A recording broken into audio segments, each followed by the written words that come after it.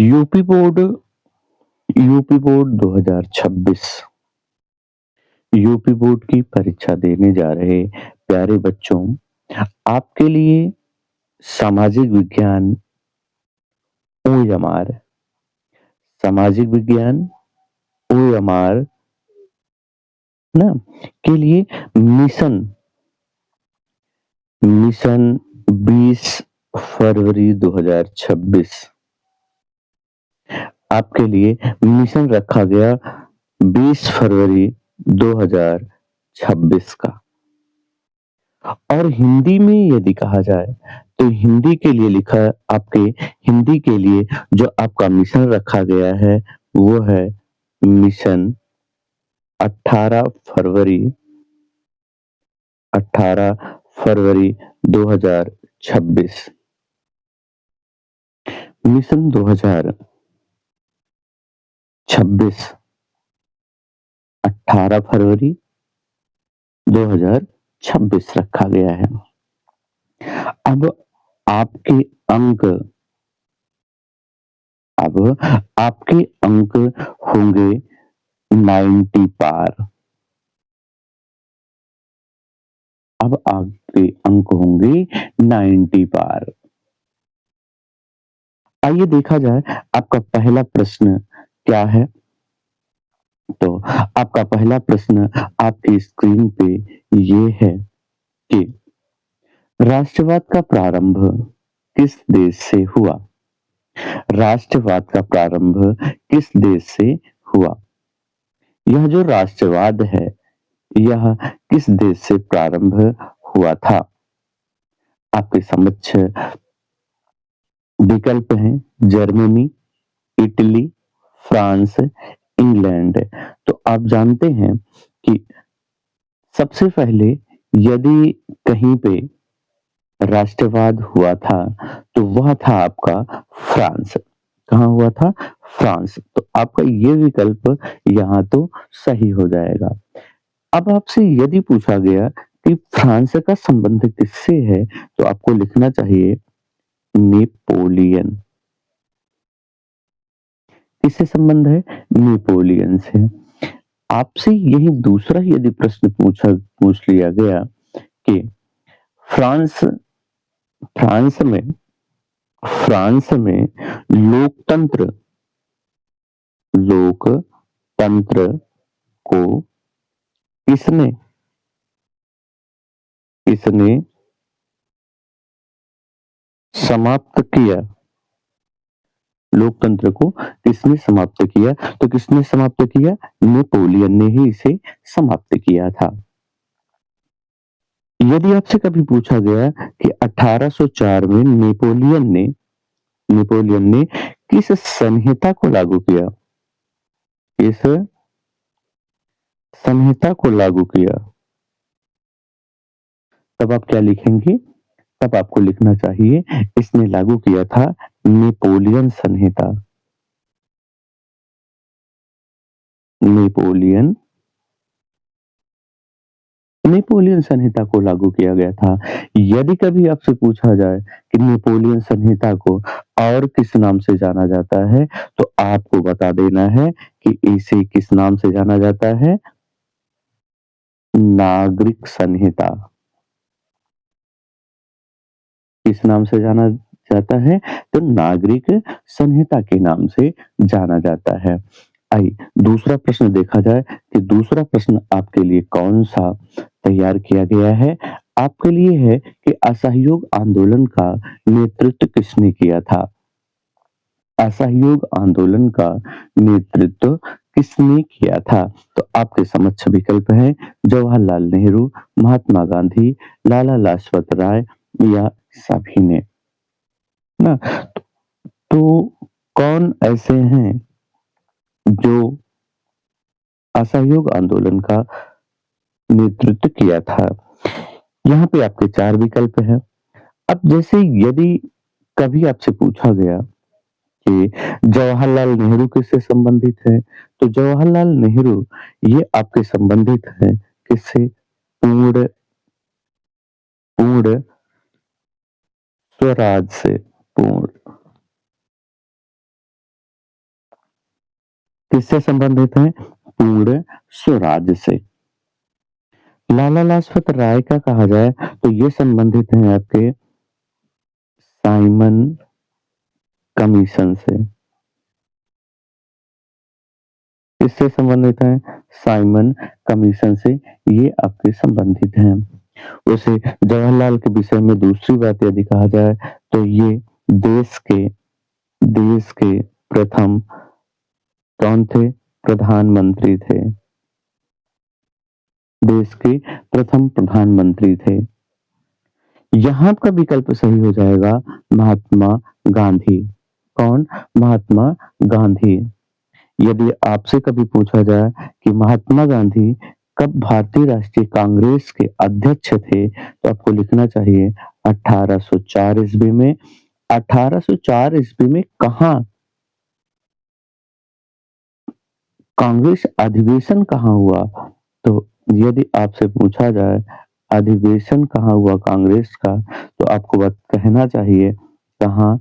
Will विलग्राम में। यह विलग्राम कहाँ पे है? यदि आपसे ये पूछा जाए तो आपको कहना चाहिए कि यह कर्नाटक में है। यह कर्नाटक में है। यदि आपसे और भी पूछा जाए कि महात्मा गांधी कब वापस आए, तो आपको लिखना चाहिए कहाँ से वापस आए थे? तो दक्षिण अफ्रीका से ये वापस आए थे। आइए अगला प्रश्न देखा जाए कि अगला प्रश्न आपके लिए कौन-सा है?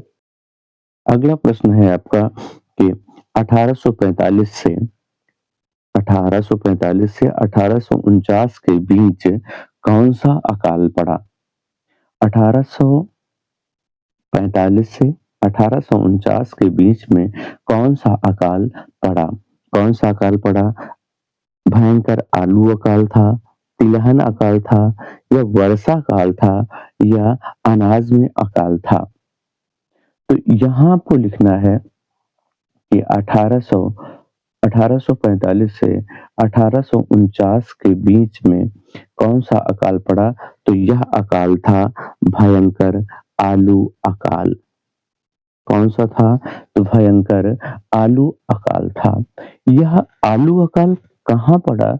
यदि आपसे ये कभी पूछा जाए कि भयंकर आलू अकाल कहाँ पड़ा था? तो यह अकाल था आपका आयरलैंड में।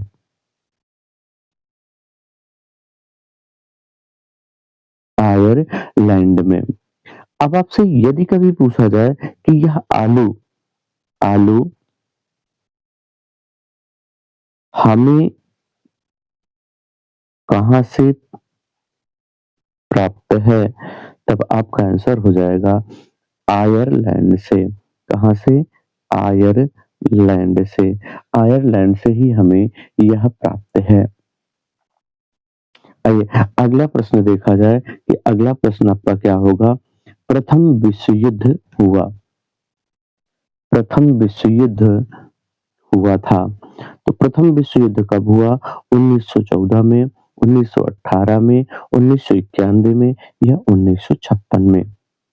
तो आप जानते हैं 1956 में क्या हुआ था?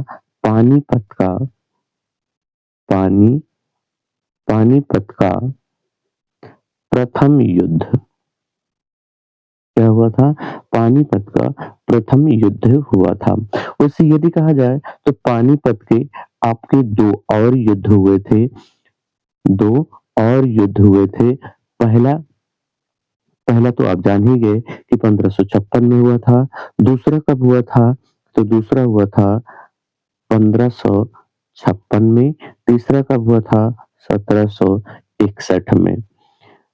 फिर यदि अगले विकल्प की बात कही जाए 1791 में, तो 1791 में आपका हुआ था 1791 में आपका हुआ था पहला तराइन का युद्ध।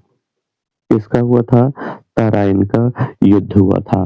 वैसे तराइन का युद्ध भी 2 हुए हैं। दूसरा युद्ध जो हुआ था वो 1100 1192 कब हुआ? 1192 में हुआ था तराइन का दूसरा युद्ध। दूसरा युद्ध 1192 में ईस्वी में हुआ था। यहाँ अगला प्रश्न आपसे है कि 1918 में क्या हुआ था? तो 1918 में आपका प्रथम विश्व युद्ध समाप्त हुआ था। क्या हुआ था? प्रथम विश्व युद्ध समाप्त हुआ था। अब रहा बचा आपका एक कौन? 1914। तो यही विकल्प आपका सही है कि 1914 में प्रथम विश्व युद्ध प्रथम विश्व युद्ध का प्रारंभ हुआ था। क्या हुआ? प्रारंभ हुआ था। तो 1914 में प्रथम विश्व युद्ध प्रारंभ हुआ, 1918 में प्रथम विश्व युद्ध समाप्त हुआ था, 1991 में तराइन का युद्ध हुआ और तराइन के कितने युद्ध हैं? तो तराइन के आपके 2 युद्ध हैं। पहला कब? तराइन का प्रथम युद्ध 1991 में, तराइन का दूसरा युद्ध 1192 में। और यदि यहाँ कहा जाए आपका चौथा विकल्प था 1526 तो 1526 में आपका हुआ था पानीपत का प्रथम युद्ध और पानीपत का दूसरा युद्ध जो हुआ था वो हुआ था आपका 1556 में 1556 में और पानीपत का तीसरा युद्ध आपका हुआ 1761 ईस्वी में हुआ था। आइए अगले प्रश्न पे चला प्यारे बच्चों अगला प्रश्न आपके लिए ये है कि संवाद कौमुदी संवाद कौमुदी पत्रिका का संपादन किसने किया? संवाद कौमुदी पत्रिका का प्रकाशन संपादन किसने किया था? पंडित रमाबाई ने, राजा राम मोहन राय ने, महात्मा गांधी ने या बाल गंगाधर तिलक ने? यानी इनमें से ऐसे कौन हैं जिन्होंने संवाद कौमुदी का संपादन कार्य किया था? तो संवाद कौमुदी के प्रकाशक या संपादक यदि कहा जाए तो यहाँ आपका विकल्प सही हो जाएगा राजा राम मोहन राय। किसने किया था? तो राजा राम मोहन राय ने इसका संपादन किया था ना। यदि आपसे कभी पूछा जाए कि इसका संपादन कब हुआ था, यानी संपादन कब हुआ कब हुआ तो आपको लिखना चाहिए कि इसका संपादन हुआ था 1821 ईस्वी में। कब हुआ था? तो 1821 ईस्वी में इसका संपादन हुआ था। वैसे यदि पूछ लिया जाए कि राजा राम मोहन राय किस समाज से संबंधित थे तो ये आप जानते हैं कि ब्रह्म समाज से ये संबंधित थे। किस समाज से? तो ब्रह्म समाज से ये संबंधित थे। ब्रह्म समाज की यदि स्थापना यदि आपसे कभी पूछा जाए कि ब्रह्म समाज की स्थापना ब्रह्म समाज की स्थापना किसने की? किसने की? तो आपका आंसर हो जाएगा राजा राजा राम मोहन राय। ब्रह्म समाज के ब्रह्म समाज के द्वारा ब्रह्म समाज के द्वारा उन्होंने उन्होंने क्या करने का प्रयत्न किया?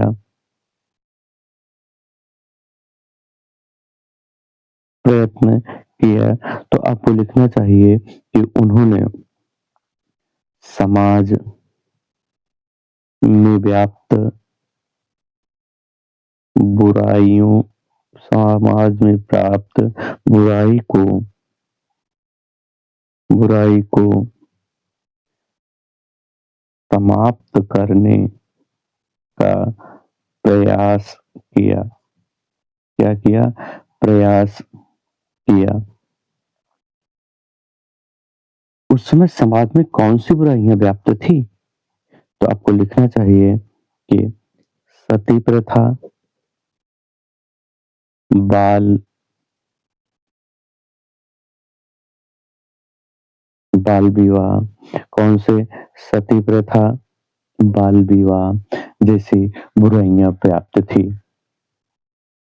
आइए अगला देखा जाए कि अगला आपका है कि संसाधन उत्पत्ति के आधार पर होते हैं, यानी संसाधन जो हैं वो उत्पत्ति के आधार पर कितने हैं? तो आप जानते हैं इसके बारे में पूछा जा रहा है उत्पत्ति के संसाधन उत्पत्ति के आधार पर कितने हैं? विकल्प आपका है 3, 4, 2 या फिर 5।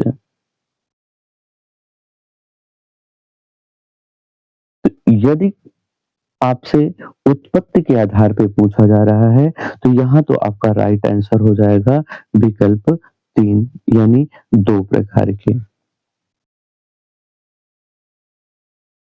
ये 2 प्रकार कौन से हैं? आइए ये भी देख लिया जाए कि उत्पत्ति के आधार पर 2 प्रकार कौन से हैं? तो ये आपका है पहला जैव संसाधन और दूसरा कौन-सा है? अजैव संसाधन।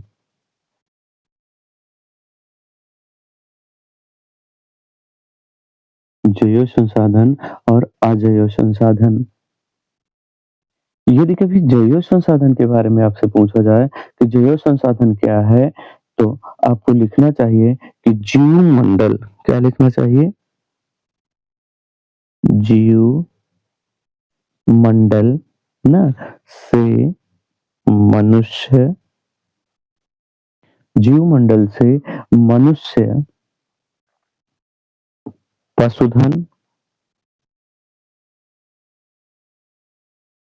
पशुधन में जीवित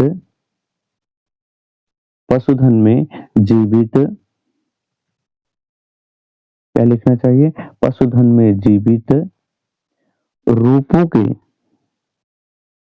रूपों के क्षय से बनता है।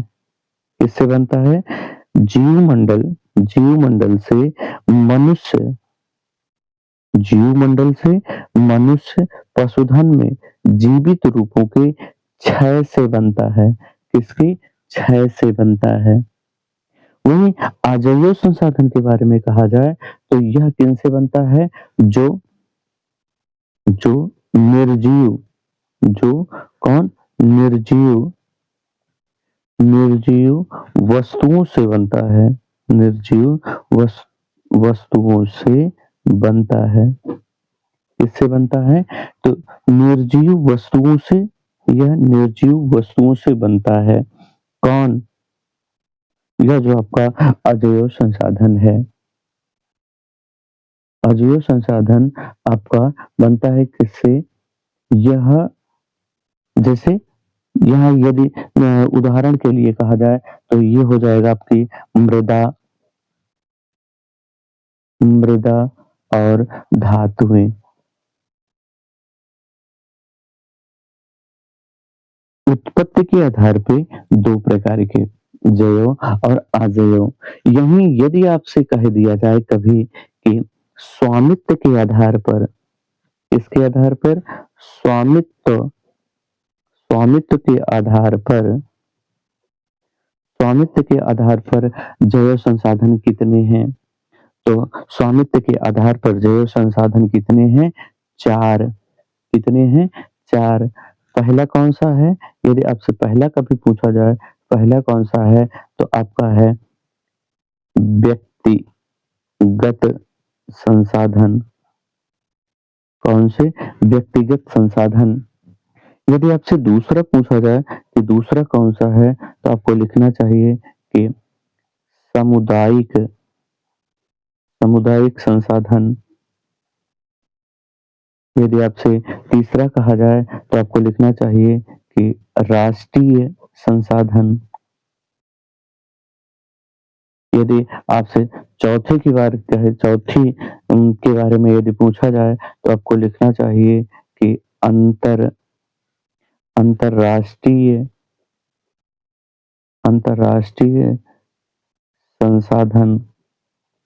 यही नहीं, आपके ये यही नहीं समाप्त होते, इनके अलावा भी और भी संसाधन हैं। तो यहाँ आप जानते रहिए कि उत्पत्ति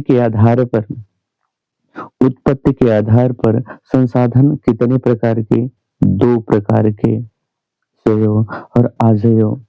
स्वामित्व के आधार पर कितने प्रकार के संसाधन? तो स्वामित्व के आधार पर 4 प्रकार के संसाधन, व्यक्तिगत संसाधन, सामुदायिक संसाधन, राष्ट्रीय संसाधन और अंतर्राष्ट्रीय संसाधन हैं।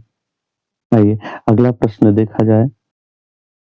प्यारे बच्चों, अगला आपका प्रश्न है कि वन संरक्षण के लिए नीति नहीं बनाई गई। वन संरक्षण के लिए नीति नहीं बनाई गई। प्यारे बच्चों, आपसे कहा गया है कि नहीं प्रश्न को आप ज़रूर हाइलाइट कर लीजिएगा क्योंकि यही नहीं प्रश्न आपकी परीक्षा में आपके अंकों को कम करने वाले होते हैं। कौन से? वन संरक्षण के लिए नीति नहीं बनाई गई। तो यह नीति नहीं बनाई गई थी के बारे में घोषणा करनी है आपको। तो 1 जुलाई से 7 जुलाई वन महोत्सव, या इसी को कह लिया जाता है कि जुलाई का जुलाई का प्रथम सप्ताह। क्या कहा जाता है? जुलाई का प्रथम सप्ताह, ना? तो आपका यहाँ विकल्प आपके हैं कि जुलाई का प्रथम सप्ताह या 1 जुलाई से 7 जुलाई वन महोत्सव, विश्व पर्यावरण दिवस, वन आयोग या फिर झूम खेती। तो आप जानते हैं कि वन संरक्षण के लिए यह झूम खेती जो है वह उचित नहीं मानी जाती है। कौन सी? झूम खेती। वैसे झूम खेती ना, तो झूम खेती को भी अनेक नामों से जानते हैं। आइए पहले देख लिया जाए कि कौन सी आपकी वन नीतियां हैं। तो 1 जुलाई से 7 जुलाई तक वन महोत्सव मनाया जाता है। इस वन महोत्सव को कब शुरुआत किया गया था? तो आपको लिखना चाहिए कि यह वन महोत्सव जो है 1950, कब से? 1950 से मनाया 1950 से ही मनाया जाता है। कब से मनाया जाता है?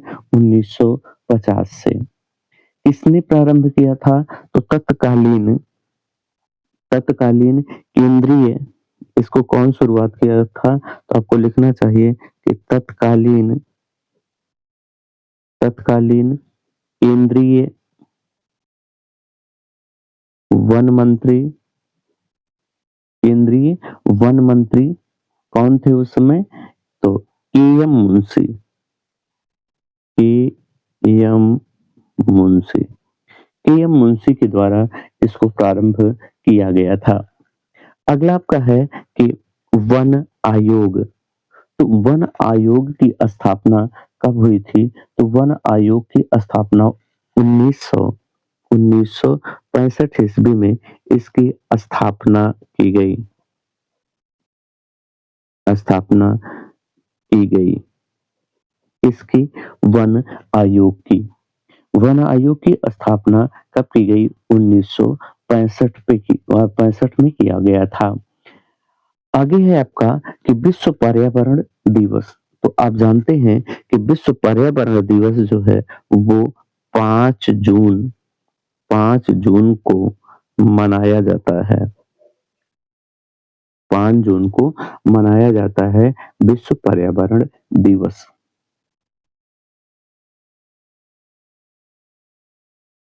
वैसे झूम खेती के लिए यदि कहा जाए तो झूम खेती को अन्य अन्य 3 नामों से जाना जाता है। कितने नामों से? 3 अन्य नामों से जाना जाता है। यदि यहाँ लिखा जाए तो आपकी हो जाएगी स्थानांतरित कृषि, पहला स्थानांतरित कृषि, दूसरा आपका हो जाएगा कि इसी को कहा जाता है कर्तन दहन। क्या कहा जाता है? कर्तन दहन के नाम से भी इसे जाना कर्तन दहन के नाम से भी जाना जाता है। किसके नाम से? कर्तन दहन के नाम से भी इसे जाना जाता है। आइए अगला प्रश्न आपके लिए देखा जाए कि अगला प्रश्न आपका कौन-सा है? तो अगला प्रश्न आपका ये है, बहुउद्देशीय परियोजनाओं से क्या लाभ है? किससे? बहुउद्देशीय परियोजनाओं से क्या लाभ है? आपके समक्ष विकल्प है कि विद्युत उत्पादन, भूमि निम्नीकरण, मृदा अपरदन या फिर प्रदूषण। क्या? प्रदूषण। यानी इसका संबंध किससे है? ये आपको बतानी है कि इसका संबंध किससे है और किससे इसका संबंध नहीं है। किसका? बहुउद्देशीय परियोजनाओं से क्या लाभ है? यानी बहुउद्देशीय योजनाओं से हमें क्या लाभ है? क्या बहुउद्देशीय योजनाओं से प्रदूषण होता है? क्या बहुउद्देशीय योजनाओं से मृदा अपरदन होता है या भूमि का निम्नीकरण होता है या फिर बहुउद्देशीय परियोजनाओं से विद्युत उत्पादन होता है? तो आप जान ही गए हैं कि यहाँ विकल्प आपका सही हो जाएगा कि विद्युत उत्पादन। वैसे यदि कहा जाए कि बहुउद्देशीय परियोजनाओं से हमें क्या लाभ है, तो आप यहाँ लिख सकते हैं कि इससे क्या होती है? जला जलापूर जलापूर्ति होती है। यदि दूसरा कहा जाए तो बाढ़ बाढ़ पर नियंत्रण होता है। यदि तीसरा कहा जाए तो आप कह सकते हैं कि इससे सिंचाई एवं सिंचाई एवं मछली पालन मछली पालन का कार्य होता है। और यहाँ कहा जाए तो मृदा प्रदर्शन नहीं बल्कि मृदा संरक्षण होता है। क्या होता है? मृदा संरक्षण होता है। यहाँ आपका क्या होगा? यदि पाँचवाँ कहा जाए तो आपका यहाँ होगा वनो वनो वनारोपण। यहाँ क्या होगा आपका? वनारोपण होगा।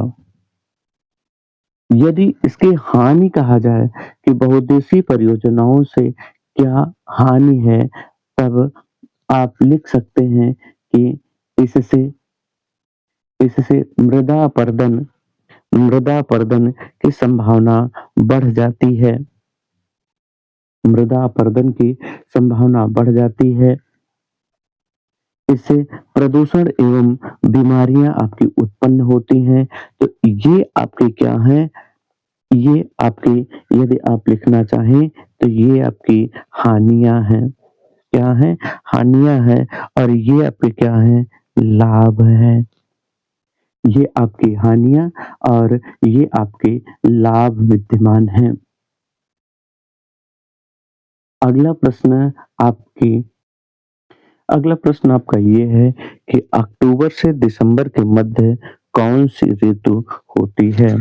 किसके? अक्टूबर से दिसंबर के मध्य में कौन-सी ऋतु होती है? आपकी रबी की फसल होती है, जायद की फसल होती है, नगदी फसल होती है या फिर खरीफ की फसल होती है? ऐसी कौन-सी फसल है जो अक्टूबर से दिसंबर के मध्य होती है? अक्टूबर से दिसंबर के मध्य में बोया जाता है। तो यहाँ आपको लिखना चाहिए कि रबी की फसल में, पहले तो आप ये जान लें कि रबी की फसल में क्या बोया जाता है। तो रबी की फसल में आपका गेहूँ, जौ, मटर, गेहूँ, जौ, मटर बोया जाता है। वहीं यदि कहें यदि आपसे कहें कि खरीफ की फसल में कौन-सी आपकी खेती होती है, तो धान की खेती होती है। जायद और नकदी जायद और नकदी दोनों एक ही एक ही समय की हैं समय की हैं। यहाँ आपका विकल्प सही हो जाएगा रबी की फसल। किसकी फसल? रबी की फसल। रबी की फसल को ही रबी की फसल को ही कब रबी की फसल रबी की फसल यदि इसे कहा जाए कि कब रबी की फसल को कब बोया जाता है, तो बोया इसे जाता है अक्टूबर से दिसंबर और काटा कब जाता है, तो इसे काटा जाता है कब आपकी अप्रैल अप्रैल से जून के बीच।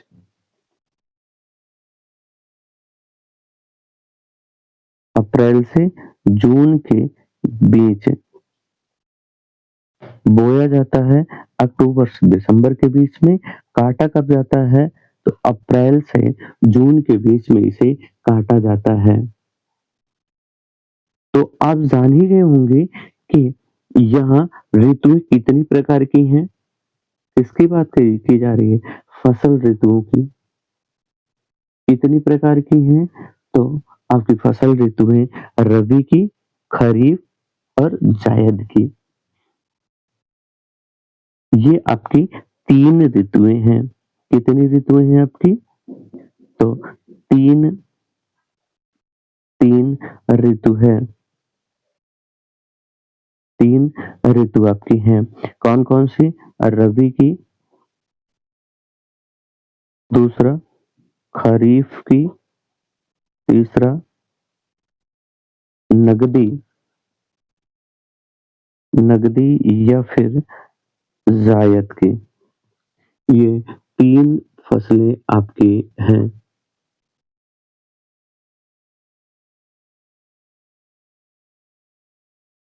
आइए, अगला प्रश्न आपके लिए ये है,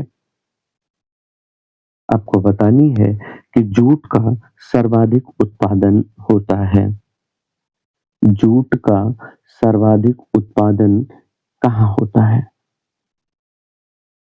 आपके विकल्प हैं बिहार, जम्मू कश्मीर, गुजरात या फिर पश्चिम बंगाल। कहाँ पे आपके सर्वाधिक जूट का उत्पादन होता है, ये आपको बतानी है। 4 विकल्प आपके समक्ष हैं, आपके सामने स्क्रीन पर है।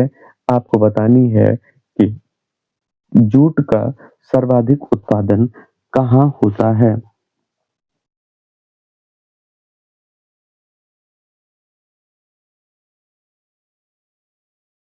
वैसे यदि कहा जाए तो जूट के लिए आपका कई राज्य प्रसिद्ध हैं। जूट के लिए पश्चिम बंगाल भी प्रसिद्ध है। जूट के लिए आपका यदि जूट का कहा जाए तो यहाँ आपके 2 विकल्प आपके सही हो जाते हैं। एक तो पश्चिम बंगाल का, दूसरा बिहार का। तो यदि क्रम कहा जाए क्रम कहा जाए कि क्रमशः लिखा जाए कि कहाँ सर्वाधिक पाए जाते हैं, तो आपका पहला होगा पहले स्थान पे कि पश्चिम बंगाल। कहाँ? पश्चिम बंगाल। दूसरे स्थान पे आपका है बिहार बिहार। तीसरे स्थान पे झारखंड झारखंड और चौथे स्थान पे यदि कह दिया जाए तो असम। कौन-सा है? असम है।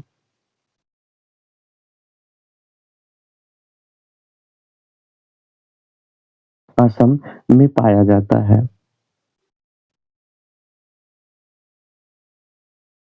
भारत का लगभग 60% भारत का लगभग 60% भारत का लगभग 60% जूट पश्चिम बंगाल से आता है। बंगाल से आता है। यदि आपसे कभी पूछा जाए कि जूट का उत्पादन किस तापमान पर होता है? किस तापमान पर इसका उत्पादन होता है? तो आपको लिखना चाहिए कि इसका उत्पादन 25 सेंटीग्रेड से 25 सेंटीग्रेड से 35 सेंटीग्रेड तक तापमान होना चाहिए। कितना होना चाहिए? 35 सेंटीग्रेड से 25 से 35 सेंटीग्रेड के बीच में इसका तापमान होना चाहिए। वहीं यदि वर्षा की बात कही जाए कि कितनी वर्षा होनी चाहिए, तो वर्षा 100 सेंटीमीटर से 100 100 सेंटीमीटर से 200 सेंटीमीटर के बीच 100 सेंटीमीटर से 200 सेंटीमीटर के बीच में होनी चाहिए। यदि मृदा का हक के बारे में कहा जाए कि कौन सी मृदा सबसे अच्छी होती है, तो यह मृदा आपकी अच्छी होती है दोमट दोमट तथा बलुई बलुई मृदा सबसे अच्छी मानी जाती है, सबसे अधिक उपयुक्त मानी जाती है। क्या होती है? सबसे अधिक उपयुक्त मानी जाती है। आइए, अगला प्रश्न ये है जो आपके लिए आपकी स्क्रीन पर है। प्रश्न आपका है कि कोयला भारत में सर्वाधिक कहाँ होता है? यानी कोयला भारत में सर्वाधिक कहाँ पाया जाता है? तो विकल्प आपके समक्ष हैं। केरल, तमिलनाडु, कश्मीर या फिर झारखंड। कहाँ सर्वाधिक कोयला पाया जाता है? तो सर्वाधिक कोयला यदि कहा जाए तो यहाँ आपका विकल्प सही हो जाएगा झारखंड। कहाँ हो जाएगा? झारखंड। वैसे सर्वाधिक कोयला कहाँ से प्राप्त होता है? तो झारखंड कहाँ से? झारखंड के झरिया झारखंड के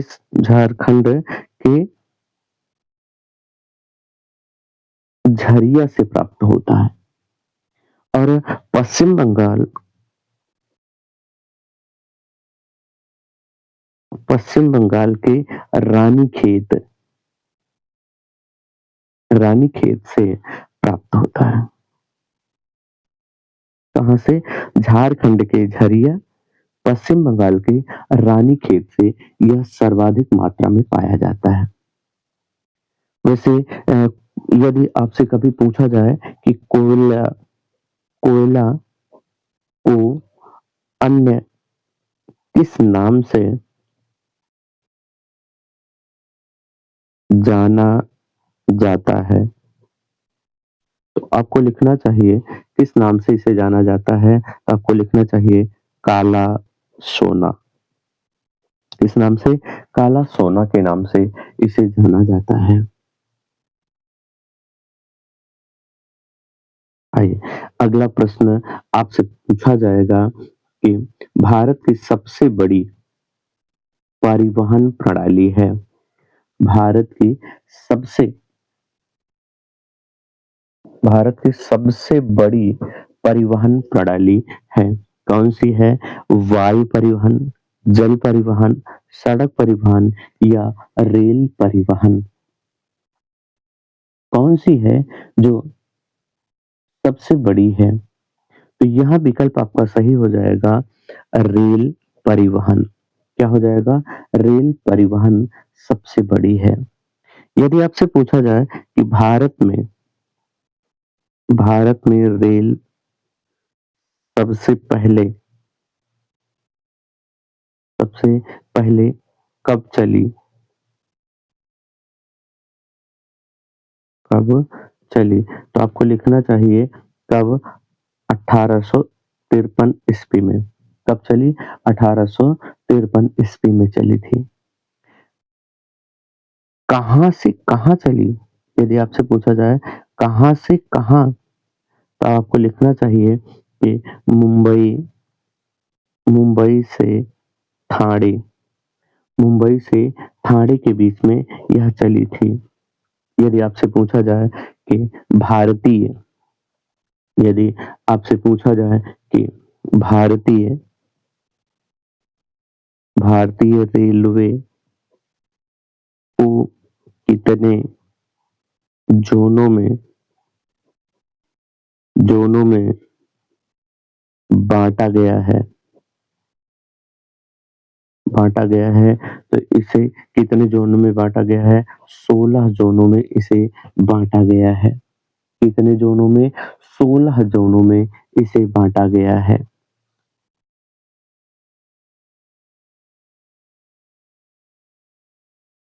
आइए अगला प्रश्न देखा जाए जो आपकी स्क्रीन पे ये है। अगला प्रश्न आपका ये है कि सरकार के अंग हैं। सरकार के कितने अंग हैं? आपको बताने हैं। सरकार के अंग है व्यवस्थापिका, कार्यपालिका, न्यायपालिका या फिर पत्रकारिता। कौन से हैं जो सरकार के अंग हैं? तो आप जानते हैं कि भारत भारत सरकार की भारत सरकार के 3 स्तंभ स्तंभ बताया गया है। वो 3 स्तंभ कौन से हैं? तो पहला स्तंभ है व्यवस्थापिका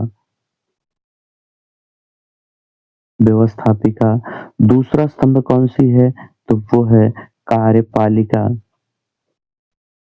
तीसरा स्तंभ यदि आपसे पूछा जाए तीसरा स्तंभ कौन-सा है? तो वह है न्यायपालिका। ये आपके 3 स्तंभ हैं।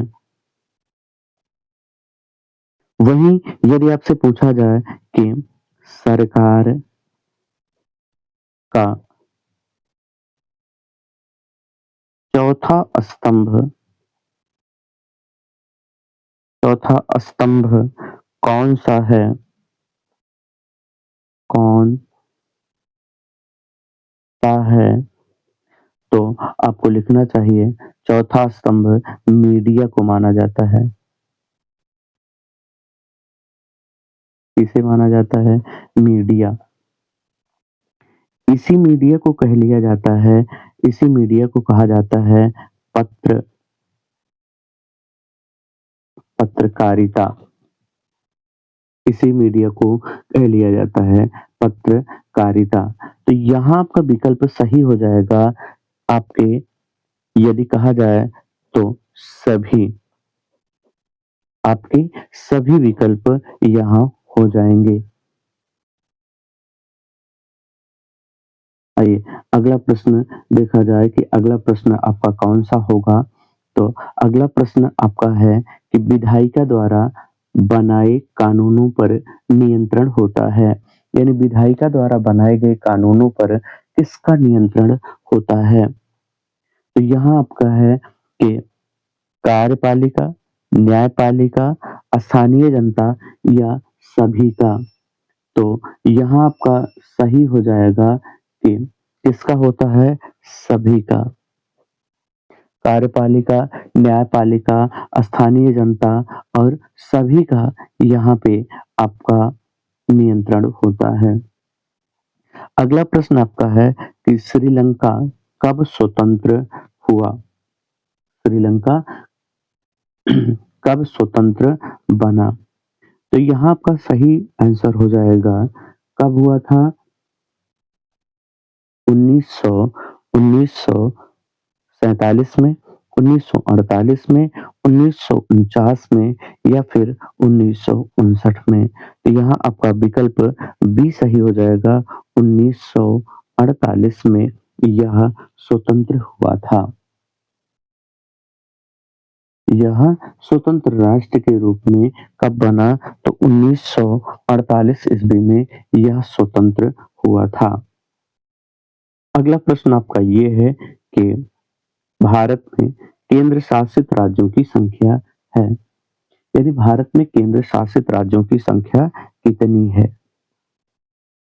तो यदि यहाँ विकल्प आपका है 9, 8, 36 या फिर 52। तो यहाँ विकल्प बी आपका सही हो जाएगा कि केंद्रीय भारत में केंद्र शासित राज्यों की केंद्र शासित राज्यों की संख्या कितनी है? 8। यदि कुल राज्यों की संख्या आपसे पूछी जाए कि भारत कितने राज्यों में विभाजित है? भारत कितने राज्यों में विभक्त है? राज्यों में विभक्त है तो 28 राज्यों में यह विभक्त है। यदि पूछा जाए कुल संख्या, कुल संख्या तब आपको कहनी है 28 धन 8 बराबर 36 है। कितने? 36 है।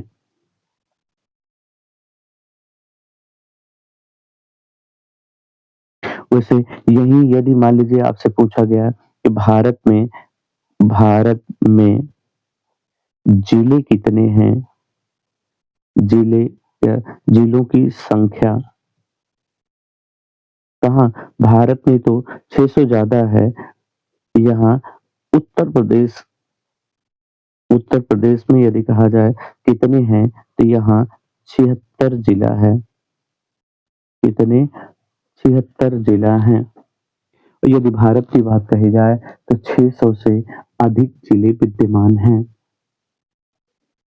आइए अगला प्रश्न आपका ये है कि रंग भेद नीति का प्रारंभ हुआ। रंग भेद नीति कहाँ से प्रारंभ हुई थी? तो रंग भेद नीति आपकी दक्षिण अफ्रीका से प्रारंभ हुई, यूरोप से प्रारंभ हुई या फिर आपका दक्षिणी राज्य से प्रारंभ हुई या फिर सभी से? दक्षिण अफ्रीका, यूरोप, दक्षिणी राज्य, दक्षिणी राज्यों से हुई थी या फिर सभी से? तो यहाँ आपका सही हो जाएगा दक्षिण अफ्रीका में। दक्षिण अफ्रीका से ही यह शुरू हुआ था जहां श्वेत तथा अश्वेतों के बीच हुआ था। श्वेतों और अश्वेतों के बीच में हुआ था और यहीं पे महात्मा गांधी को भी इसका सामना करना पड़ा था। महात्मा गांधी यदि कहा जाए कि महात्मा गांधी दक्षिण अफ्रीका से कब वापस आए थे? दक्षिण अफ्रीका से भारत कब आए? तो ये कब आए थे? 1916 में। 1916 में दक्षिण अफ्रीका से ये भारत आए थे। अगला प्रश्न और अंतिम प्रश्न आपका है कि नेपाल स्वतंत्र हुआ। नेपाल कब स्वतंत्र हुआ था? तो विकल्प आपके सामने है 2006 में, 2005 में, 2004 में या फिर 2007 में? कब स्वतंत्र हुआ था कौन? नेपाल। नेपाल कब स्वतंत्र हुआ यह आपको बतानी है। तो यहाँ आपका आंसर सही हो जाएगा कि नेपाल नेपाल आपका 2006 में स्वतंत्र हुआ था। प्यारे बच्चों, आपको चाहिए कि आप अपने चैनल को सब्सक्राइब कर लीजिए। यदि आप पहली बार आए हैं तो आपका तहे दिल से स्वागत एवं अभिनंदन है। चैनल को सब्सक्राइब कर लीजिए, बेल आइकन दबा लीजिए ताकि आपको सबसे पहले क्लास मिलती रहे। प्यारे बच्चों, जल्द ही आपको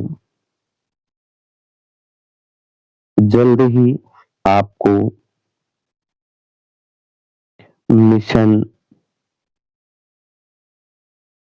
जल्द ही आपको मिशन 20 फरवरी 20 फरवरी का 20 फरवरी का दूसरा प्रैक्टिस सेट 2 प्राप्त होगा।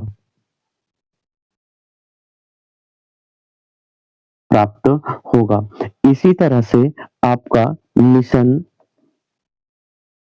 मिशन 18 फरवरी 2026 का दूसरा प्रैक्टिस सेट भी जल्द ही प्राप्त होगा।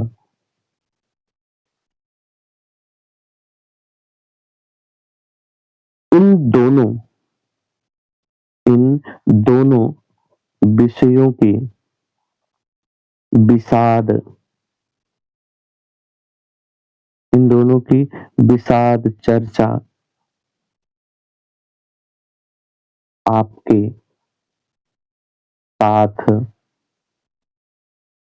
साथ होगी। आपकी अब आपकी तैयारी हमारी है। अब आपकी तैयारी हमारी है। साथ